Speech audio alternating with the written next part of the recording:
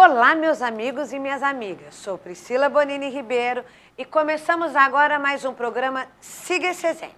Gostaria de agradecer imensamente a participação de todos os nossos telespectadores, que através das suas sugestões e e-mail contribuem com o aprimoramento do nosso programa. Muito obrigada e beijos muito iluminados para todos vocês. E hoje nós recebemos aqui Luiz Eduardo, responsável técnico pela ONG Instituto Joana d'Arc. É um prazer recebê-lo aqui, com uma história muito bonita no nosso município. Sinta-se à vontade, Luiz. Então, obrigado pelo convite, obrigado pela amizade e o respeito que você sempre teve pela gente. Eu dei uma volta aqui no passado, Luiz. Eu me lembrei que antes até de eu começar minhas atividades aqui no município do Guarujá, você já nos procurou para fazer, na época era um congresso, qual você tinha uma dificuldade grande pelo preconceito das pessoas em relação ao tema que você trabalhava na época. Você pode relatar um pouquinho? Faz uma volta ao passado e vamos lembrar dessa história que eu acho que foi um marco educacional, um marco em termos de uma luta contra a discriminação, né? Sim, então, nós em 2002 procuramos a UNAERP para a gente desenvolver o 12º encontro de ONGs AIDS do interior paulista, que era um encontro muito importante no estado de São Paulo, que discutia sobre todas as tecnologias que estavam sendo feitas com relação à questão de prevenção, assistência, diagnóstico e ativismo com relação à AIDS, né? Eduardo, explica para o pessoal que está nos assistindo o que é o ativismo. Ativismo nada mais é do que a luta pelos direitos das pessoas ou de algum segmento populacional, né? No nosso caso, o Joana d'Arc ele faz um ativismo constante com relação à luta pelos direitos das pessoas vivendo com HIV e AIDS e recentemente, né? Aliás, nem tão recentemente assim, né? Nós também trabalhamos pela luta pelos direitos das pessoas LGBTs, né? Que são lésbicas, gays, bissexuais, travestis e transexuais. Recentemente, o Conselho Estadual da Educação, né, acabou colocando uma recomendação em relação ao registro das pessoas nas escolas, né? Eu me lembro que foi uma luta antiga, Sim. né? Quando eu assumi o meu cargo aqui no município de secretária de Educação, você me procurou. Sim. E levantou esse tema. Como é que foi a discussão desse tema no estado de São Paulo? Então, é uma discussão que é bastante antiga, né? Que na realidade a gente vem discutindo a questão do uso do nome social, que é justamente para poder fortalecer ou chamar a população LGBT, principalmente a população transexual e travestis, para que elas continuem a utilizar os espaços educacionais, né? A gente tem que lembrar que é uma população que, por conta de uma série de preconceitos que já existem, né, com relação à sua orientação sexual, com relação ao seu modo de se vestir, de andar, ela sofre bastante discriminação. E na escola também acabava sofrendo discriminação, porque sempre era chamado pelo nome de registro, né? Então você tinha lá uma mulher, né, com o nome de Sabrina, que, por exemplo, o nome social, né, o nome de registro era João. Então isso dificultava muito, né, a participação desta mulher, né, dentro do processo educacional e ela se acabava abandonando. Então isso é um ganho substancial, porque isso é valorizar o indivíduo enquanto cidadão, né? Então o nome ele é muito importante para que tenha esse resgate dessa autoestima. Mas, Eduardo, como é que começou essa tua luta, né, em relação ao tema AIDS, a luta, né, contra a AIDS, as diversas ações que a sua ONG desenvolveu em relação a essa temática? Você tem alguma ligação pessoal? Existiu alguma coisa na tua família que te levou a essa luta ou foi uma questão de um interesse pela luta mesmo? Então, nós começamos aí em 96, né? O Joana d'Arc tinha 6 meses de existência e a minha família acabou abraçando essa causa porque nós tivemos dentro da nossa família 4 casos de AIDS e que foram casos bastante complexos porque envolveram não só a questão da epidemia, mas também a questão de um preconceito e discriminação, até de uma forma ingênua, né? Com relação a nossos familiares, né? Então, por exemplo, eu tinha uma prima que ela era profissional do sexo e que acabou se contaminando e a minha tia, ela não queria que ninguém soubesse sobre isso. E aconteceu uma coisa que foi muito chata, que foi no enterro da minha prima, ela foi enterrada como indigente, né? Que acabou sendo como se... Mas isso foi uma opção, a família? Foi uma opção da minha tia em enterrá-la como indigente, como uma forma, talvez, de penalizá-la pelo fato de ter HIV, né? E aí eu senti, essa questão do preconceito tão forte, que nós acabamos assumindo, né, para nós essa questão de lutar, né, pela questão da quebra do preconceito contra as pessoas vivendo com HIV e AIDS, né? Você falou que teve quase 4 casos, né? Então você teve essa tua prima. Isso, aí tive um primo também, a mulher e a filha. E a mulher e a filha por questão também Da transmissão sexual e transmissão materno-infantil, É né? importante as pessoas saberem, né? Sim. Como é a contaminação, de que forma tem que se prevenir, né? Porque nós temos a contaminação por pessoas que têm o mesmo parceiro do mesmo sexo, mas temos um outro tipo de contaminação. Você podia falar um pouquinho para os nossos telespectadores em relação quais são as formas de contaminação? Então, a forma de contaminação mais importante que nós temos é a transmissão sexual. Então, independente da sua orientação sexual, ou seja, se é homossexual, heterossexual ou bissexual, qualquer indivíduo, né, que tenha relação sexual desprotegido, né, com uma pessoa não sabidamente portadora ou não, ela pode ser contaminada. Uma outra forma de transmissão é a transmissão materno-infantil, que é a transmissão de mãe para filho, né, através do cordão umbilical, né, e uma outra forma de transmissão, que é uma forma que está bem menor hoje em dia, que é a transmissão através do uso de drogas injetáveis. Até por conta de que hoje a droga que mais está assolando o país é o crack. Então diminui a contaminação. Isso, a contaminação está muito menor. Seria, né? Isso. Mas, agora, eu fiquei sabendo, né? Um passarinho verde, eu sempre digo assim, quando a gente não pode revelar a fonte, é o passarinho verde. E disse que você está começando um trabalho muito bonito em relação a atividades ligadas a outras religiões. Sim. Então, nós temos um trabalho que chama Saúde e Cidadania em Pauta nos Espaços de Matriz Africana. Luiz, nós acabamos o primeiro bloco colocando a questão de matrizes africanas. Sim. Qual é o trabalho que o Instituto tem realizado em relação às matrizes africanas e qual a ligação com o trabalho dessa luta que você já desenvolve na ONG há muito tempo? Então, o Jonadark ele foi contemplado com financiamento do Programa Estadual do DST-AIDS para desenvolver esse trabalho dentro dos terreiros de Guarujá. Né? Por que os terreiros? Porque, na verdade, a gente entende que os terreiros são espaços promotores de saúde e cidadania e que ele vai para além da fé.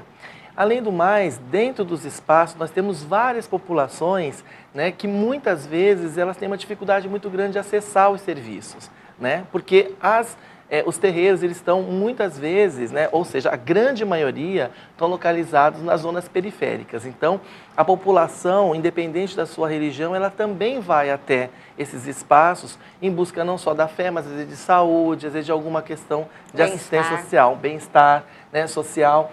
Então, o Jonadark, ele desenvolveu esse trabalho que é para a gente levar algumas informações com relação às DST-AIDS, mas também fortalecer aquele espaço como um espaço legítimo de promoção de saúde e cidadania. Né? Tem várias atividades. E já começou aqui no município de Guarujá? Já começou no município de Guarujá. Nós já estamos na 3ª reunião, porque são rodas de conversa que nós realizamos nesses locais, né?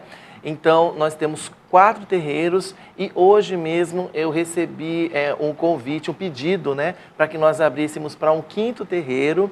Então, a gente está bastante feliz com a aceitação, né, da população de matriz africana. Então, desenvolvemos rodas de conversa, onde a gente discute várias temáticas com recorte em DST-AIDS, mas também em toda a transversalidade da questão da promoção da saúde. Da promoção da saúde e das questões que afetam as pessoas que vivem ou convivem com a questão da HIV e AIDS, né? Esse projeto vai até quando? Esse projeto tem uma duração de 2 anos e ele vai até 2016. É muito importante a promoção da saúde dos mais diversos cantos do nosso município, do nosso estado, do nosso país. Sim. Agora, eu fiquei sabendo que está começando a surgir um projeto novo, Sim. que me interessou muito pela questão educacional, Sim. que é o Diário de uma Menina. Me fala um pouquinho desse projeto que está nascendo agora. Então, esse projeto é uma parceria do Instituto Joana d'Arc com a Valente Produções, né, e que nós vamos trabalhar a questão da AIDS com enfoque, né, da gravidez na adolescência. Então vai ser um filme onde a gente vai falar um pouquinho de documentário, vai ser um documentário, né, onde nós vamos tocar no assunto da gravidez com um olhar um pouco mais sensível, né, com relação à questão de prevenção às DST-AIDS nesse segmento, que segundo o Ministério da Saúde, né, que a faixa etária de 13 a 19 anos é a população que agora está mais se contaminando no país.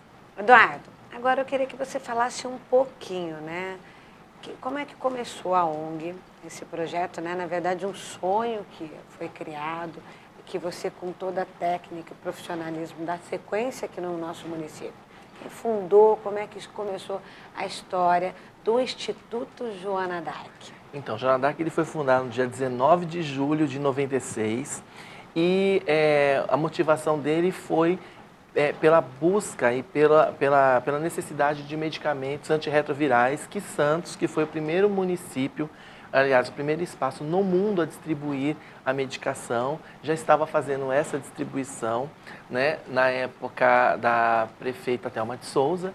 E aqui a gente discutia, né, poxa, a vida está atravessando a barca, né? Então o pessoal acabou se mobilizando e montando uma instituição, né, levando aquela máxima de que uma andorinha só não faz verão, né? A partir daí, então, começamos a fazer um trabalho especificamente com as pessoas que viviam e com seus familiares, né, então, vivendo e convivendo com HIV e AIDS. E com o passar do tempo, a gente foi adaptando as necessidades da entidade, né, às necessidades atuais de prevenção.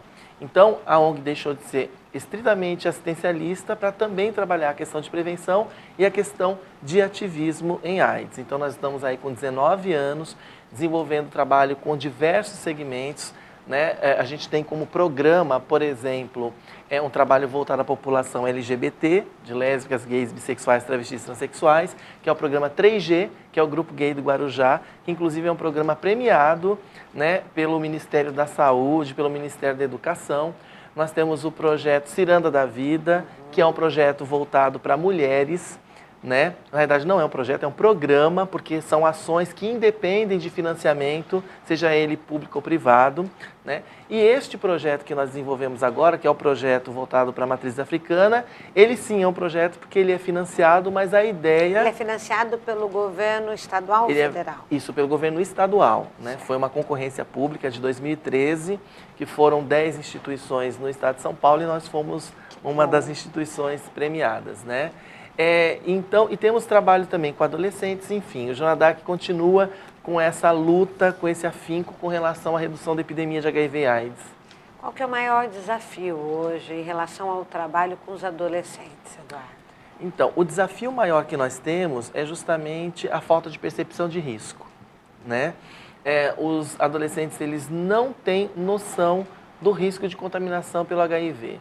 Então, são pessoas que não passaram pelo começo da epidemia, onde tinha mortes aos montes, né? Onde você via... Parece assim, que criou-se aquele pânico, Sim. Houve uma epidemia, as pessoas se assustaram e começaram a trabalhar bastante a prevenção. Aí isso foi esfriando, foi Sim. mais ou menos por aí. Na realidade, ou foi esfriando, as pessoas foram banalizando, né?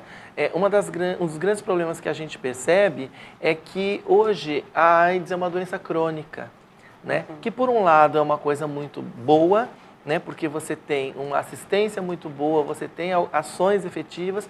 Por um outro lado, como uma doença crônica, muitas vezes ela é banalizada, né? Como é o caso, por exemplo, da hipertensão arterial, como é o caso, por exemplo, de doenças negligenciadas como a hanseníase, tuberculose, né?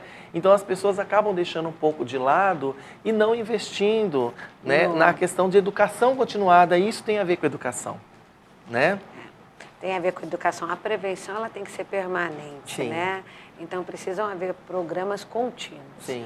A interrupção desses programas faz com que haja banalização e ao mesmo tempo volte os índices ficarem alarmantes, né? Sim, bastante. Bom, e quem fundou o Instituto, Eduardo? Então, na realidade, quem fundou foi um grupo de pessoas, né, que eram entre soropositivos, técnicos de saúde, profissionais de diversas áreas, né, que, sensibilizados com a causa, acabaram fundando. Nós tivemos um primeiro presidente, né, um dos presidentes, que tem muito a ver agora com o trabalho que nós estamos fazendo de matriz africana, foi um pai de santo, né? E que ele levou esse trabalho com muito afinco. Aliás, ele continua ainda desenvolvendo um trabalho muito importante no município, que é a questão de doações de cestas básicas para o Hospital Dia William Rocha, né? E com o passar do tempo, quando ele saiu, aí eu acabei assumindo isso em 98 e até hoje estou na instituição. E o grupo que você trabalha, quantas pessoas compõem o Instituto? Então, hoje nós estamos com um grupo de entre 4 e 5 pessoas, né? Porque hoje nós nos especializamos bastante, né? Então, hoje nós temos assistentes sociais, psicólogos, nós temos mestres, né? Enfim, que desenvolve um trabalho bastante bacana, que não é somente na questão de ir para o trabalho na ponta, como eu faço, por exemplo, de ir até os terreiros de candomblé às 8 horas da noite para desenvolver a ação, né? Mas também de desenvolvimento de estratégias, né? E estratégias mais efetivas para a população. Porque a gente sabe a dificuldade que as pessoas têm, inclusive, de discutir a questão do HIV. Porque discutir HIV é discutir sexualidade. Né? E muitas vezes as pessoas não querem discutir a sexualidade porque não entendem a sua própria sexualidade, né? Então nós temos que criar algumas estratégias até lúdicas para fazer com que as pessoas elas consigam pelo menos perceber a importância da discussão do HIV. Então, um dos maiores desafios que você entende hoje é justamente acabar com essa banalização e fazer com que as pessoas realmente entendam o risco. Sim. E que essas ações permeiem pela sociedade inteira, mais ou Sim, menos por aí. É isso. O que você mudaria nesse cenário, Eduardo?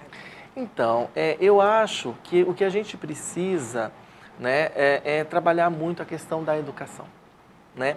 A discussão do processo de educação permanente, ela é fundamental, porque a gente tem que levar em consideração que a AIDS é uma doença sexualmente transmissível, ela é necessário que seja discutido várias ações, né, várias outras informações, que não só a questão da sexualidade, mas o uso de droga, a questão de família, porque a AIDS ela felizmente ou infelizmente, uma doença extremamente democrática. Né? E ela não é ensimesmada.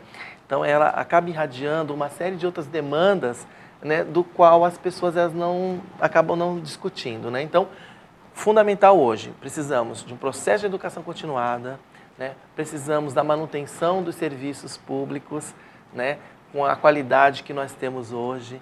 Precisamos investir também nos trabalhos de ponta e na ponta, né, que são coisas distintas, né, um trabalho de ponta com qualidade, mas também um trabalho que você vá onde o povo está, né, porque a discussão da AIDS ela não é uma discussão muito tranquila, né, porque as pessoas elas não ficam confortáveis em discutir, né, as questões que permeiam a AIDS. Então você tem que ir onde o povo está. Até por isso que a gente montou esse projeto para estar junto com a população de matriz africana, porque é lá na ponta que a gente de fato descobre não só a questão da vulnerabilidade, mas outras questões que permeiam essa temática.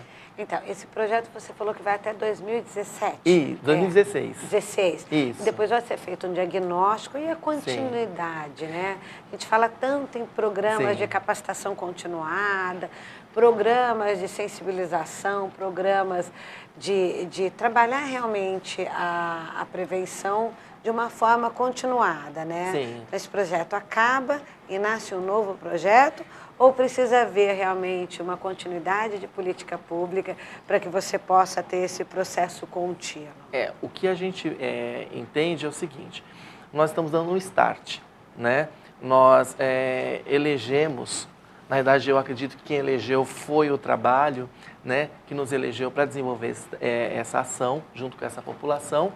E, neste momento, dentro da estrutura do projeto, nós também estamos desenvolvendo algumas estratégias para fazer com que o poder público assuma a sua responsabilidade. Ou a própria comunidade, né? O poder também público dá o start. Sim. E a própria comunidade dê a manutenção de um trabalho desse. É Isso. possível, né, Eduardo? Não, é super possível, tanto é que com esses trabalhos que nós estamos realizando, nós fizemos alguns seminários em parceria com sindicatos funcionários públicos, com a própria COEPIR, que é um órgão governamental, onde nós estamos sensibilizando a população de matriz africana para que eles criem os grupos e que eles possam também dar continuidade a esse trabalho dentro do seu espaço, né?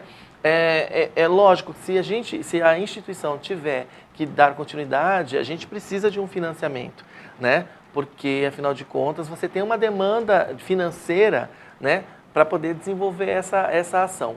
Mas a ideia é que nós absorvamos também esse trabalho como um programa, como foi feito com a população LGBT e com a população de mulheres, e aí sim a gente continue a dar um start, a dar um empurrãozinho para que esse trabalho continue.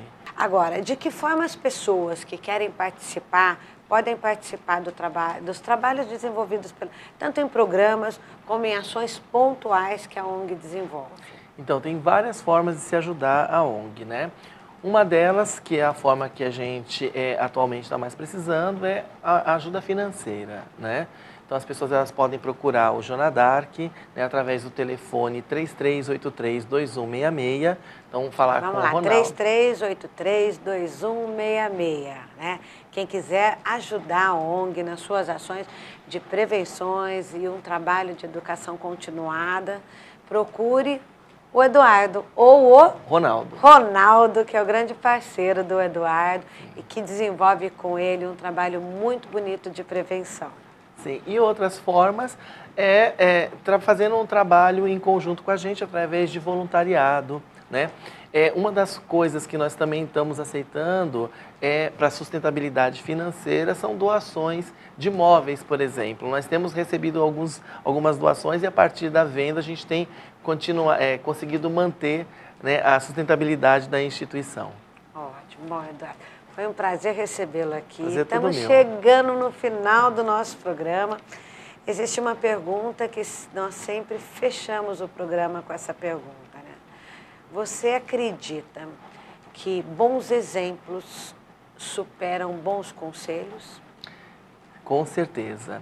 Na realidade, as pessoas, elas focam nisso, né? As pessoas, elas se miram em bons exemplos, né, para que tenha um processo de superação de qualquer uma das mazelas. Então, as pessoas têm que seguir, sim, os bons exemplos. Bom, Eduardo, foi um prazer recebê-lo aqui. Prazer todo meu. Espero que você volte em breve. E chegamos ao final do nosso programa Siga Esse Exemplo. Beijos iluminados para vocês e até a próxima.